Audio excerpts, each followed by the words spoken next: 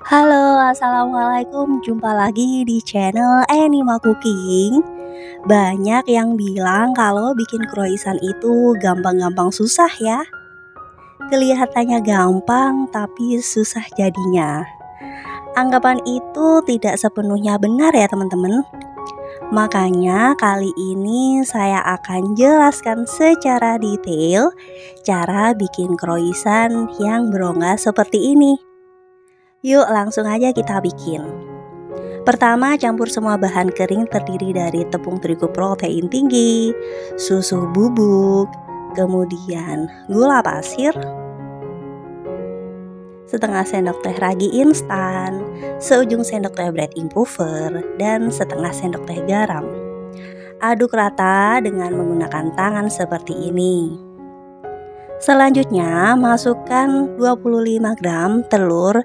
Ini dari telur utuh yang saya kocok kemudian saya timbang cuma 25 gram aja. Masukkan 25 gram margarin dan 110 gram air es yang dingin banget. Kalau bisa yang masih ada bongkahan-bongkahan esnya ya. Uleni sampai tercampur rata seperti ini. Berikutnya, mixer dengan kecepatan rendah selama 7 menit atau hingga adonan ini terlihat 3/4 kalis. Jadi tidak seperti saat kita membuat donat ya, sampai kalis dan membentuk window pane. Itu tidak perlu. Ini adonan sudah saya mixer selama 7 menit. Ternyata menurut saya ini terlalu kalis teman-teman. Jadi kalian bisa kurangi waktu pemikseran cuma 4-5 menit aja ya. Dusting meja kerja dengan sedikit tepung, kemudian letakkan adonan di atasnya. Kita akan roll dan kita akan bentuk oval memanjang dengan digilas menggunakan rolling pin seperti ini.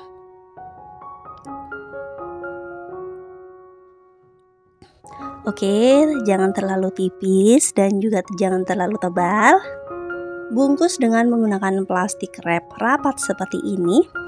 Kita akan simpan dalam lemari es atau tepatnya di freezer selama kurang lebih 30 menit. Pastikan kalau freezernya itu bersih dari bunga es ya teman-teman ya, supaya dingin dari kulkas itu jadi lebih maksimal. Simpan selama 30 menit.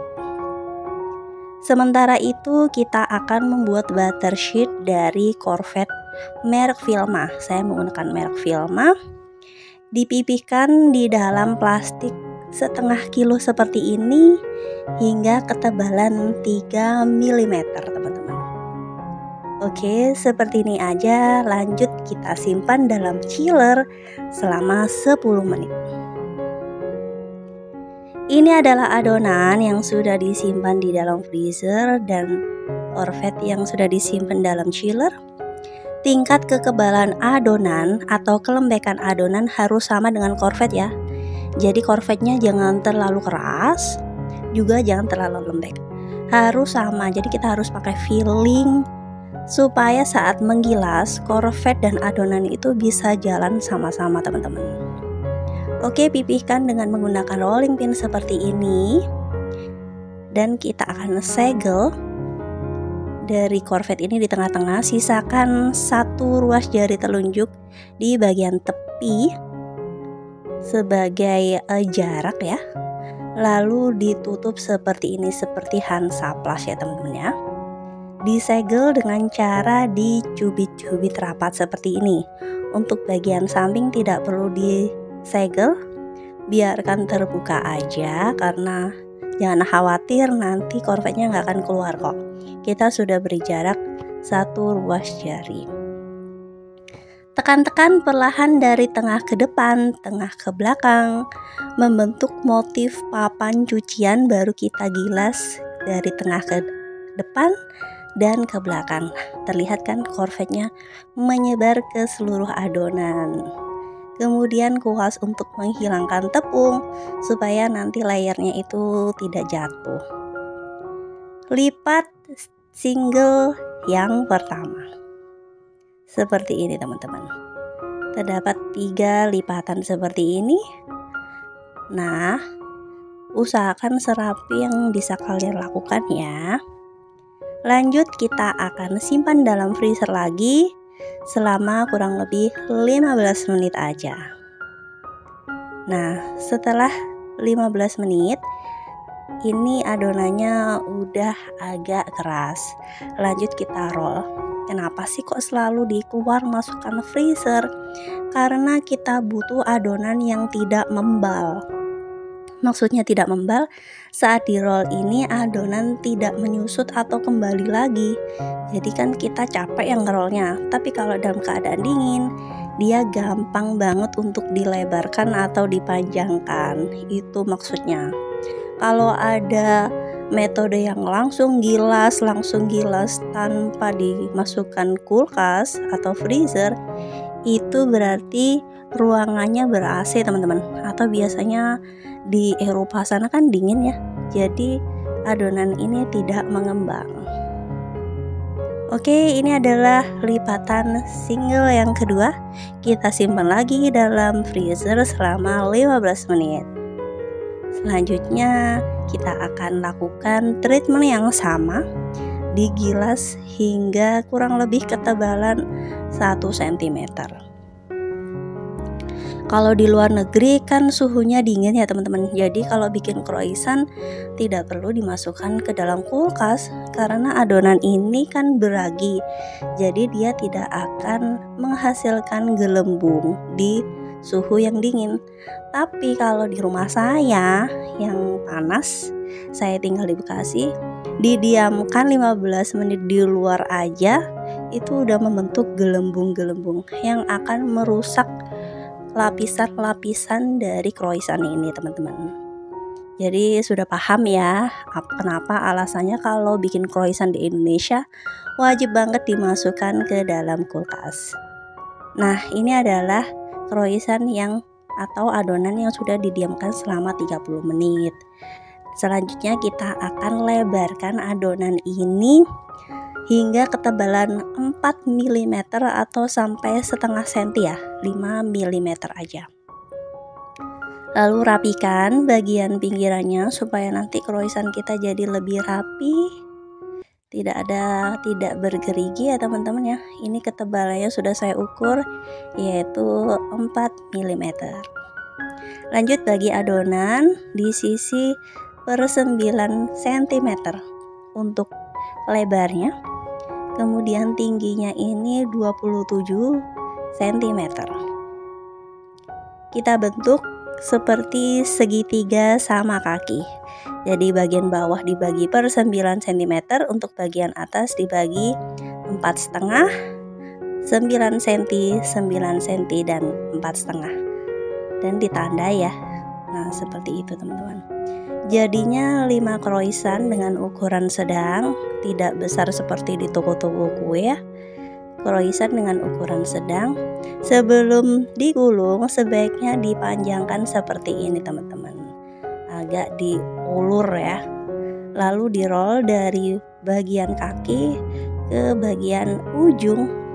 Jangan ditekan, diikutin aja alurnya seperti ini, kemudian ditekan untuk bagian bawahnya. Lalu letakkan di atas loyang yang sudah dilapisi dengan baking paper. Nah, untuk sisanya saya gulung seperti ini aja ya teman-teman bisa. Kemudian kita akan proofing selama 90 menit atau hingga double size. Untuk lamanya itu tidak selalu sama ya, tergantung suhu ruang di daerah masing-masing. Jadi sesuaikannya saja ya. Nah, ini adalah contoh adonan yang sudah mengembang. Dia jiggling banget kalau digoyang-goyang. Kemudian kalau ditekan kembali ke bentuk semula. Olesi dengan bahan olesan yaitu 1 butir telur utuh dan sedikit garam supaya telurnya tidak menggumpal ya teman-teman. Nah, untuk adonan yang di loyang hitam saya akan panggang di oven listrik. Sebelumnya oven listrik saya panaskan selama 10 menit dengan suhu 250 derajat Celcius. Kemudian saya akan panggang di suhu 230 derajat Celcius selama 15 menit. Kemudian saya turunkan di suhu 200 derajat Celcius menggunakan kipas panggang selama 10 menit. Untuk oven tangkringnya, cara menggunakannya seperti ini. Setting api ke sedang, panaskan oven selama 5 menit. Kira-kira settingan apinya seperti ini ya teman-teman. Nah, seperti ini, gunakan penyangga dari besi supaya ada jarak antara bara api dan dasar oven. Tutup lubang bagian atas oven. Kita akan panggang croissant ini selama 15 menit dengan api sedang. Nah, ini adalah croissant yang sudah dipanggang di oven listrik selama 25 menit. Hasilnya cantik sekali, warnanya golden brown dan mengembang sempurna. Kalau ini kita intip dari oven tangkring. Nah, setelah 15 menit kita buka lubang atas oven, kemudian lalu kecilkan api ke settingan api kecil, panggang selama 7 hingga 10 menit. Setelah itu kita lihat ya hasilnya seperti apa. Inilah hasil croissant menggunakan otang. Ini saya panggang selama 10 menit. Menurut saya terlalu coklat ya teman-teman ya. Kalau kita bandingkan, sebelah sini adalah croissant yang dipanggang dengan oven listrik, dan ini adalah croissant yang dipanggang dengan oven tangkring. Terlihat ya bedanya, sedikit lebih coklat ya untuk oven tangkring. Jadi saran saya, kalian panggang cukup 7 menit aja di akhir ya, jangan 10 menit. Oke, seperti itu teman-teman. Sama-sama hasilnya memuaskan, sama-sama mengembang dengan sempurna. Nanti kita akan unboxing apakah yang oven tangkring itu juga bersarang. Nah, kita belah oven croissant dengan oven listrik. Wow, hasilnya sangat bersarang. Kalau croissant dengan oven tangkring gimana ya? Apakah juga bersarang? Sama-sama bersarang. Ini malah sarangnya tuh lebih rata ya daripada yang oven listrik. Selamat mencoba di rumah. Kalau kalian punya pertanyaan, silakan komen di kolom komentar. Wassalamualaikum.